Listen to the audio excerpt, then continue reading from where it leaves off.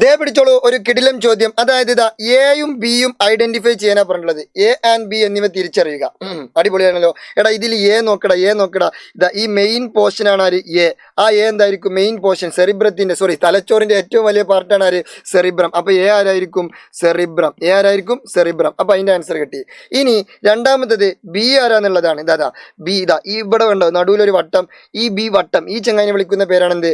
Thalamus. എന്താണ് പേര്? Thalamus. ആ നടുവിലുള്ള വട്ടമാണ് ആര്? തലാമസ്. ഓക്കെ.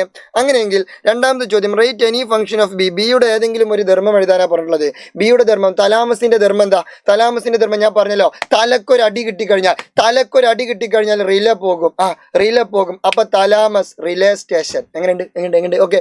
മലയാളികൾ എങ്ങനെ കണക്ട് ചെയ്യണം?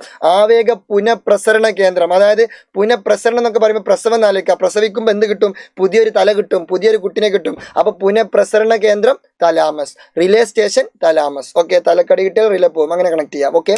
അപ്പോൾ അടിപൊളിയല്ലേ? അപ്പോൾ ഓൾ ദി ബെസ്റ്റ്.